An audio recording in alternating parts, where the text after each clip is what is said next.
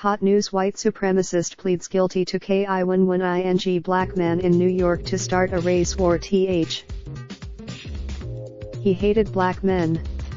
He wanted to kill. In a videotaped confession, James Harris Jackson, a white Army veteran from Baltimore, told investigators that he spent several days, 2 years ago, stalking black men in Manhattan before he spotted a 66-year-old man sifting through trash for recyclables.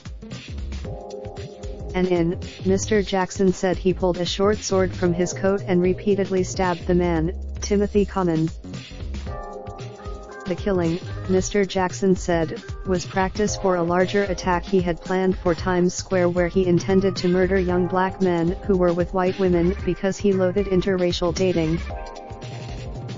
Mr. Jackson, 30, pleaded guilty on Wednesday to murder as a hate crime, accepting what is certain to be a sentence of life in prison without the possibility of parole. His dramatic plea: Mr. Jackson, who walked into the courtroom on crutches, wearing black slack pants and a white button-up shirt, made no speech and expressed no remorse.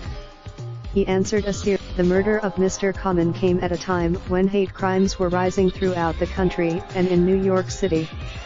While New York has, prosecutors in Manhattan say the number of cases in the borough has increased steadily since the 2016 election, whose rhetoric is often divisive. The Manhattan District Attorney, Cyrus R. Vance Jr., said Mr. Jackson's conviction was the first of a white supremacist on terrorism charges in New York, and one of a few in the country.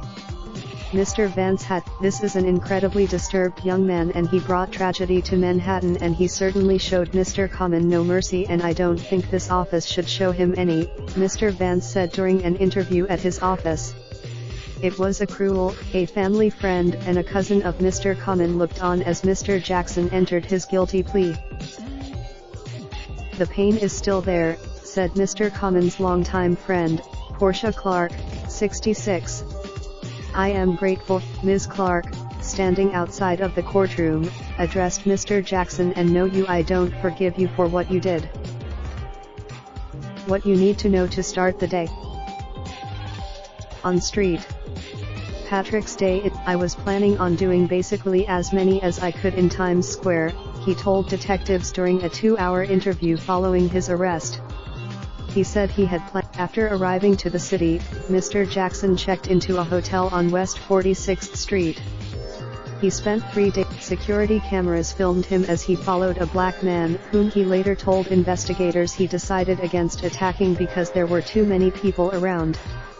He said he followed. Then, at about 11:15 p.m. on March 20, Mr. Jackson spotted Mr. Common rummaging through trash on West 36th Street near 9th Avenue. Mr. Jackson told investigators he stabbed Mr. Common in the back.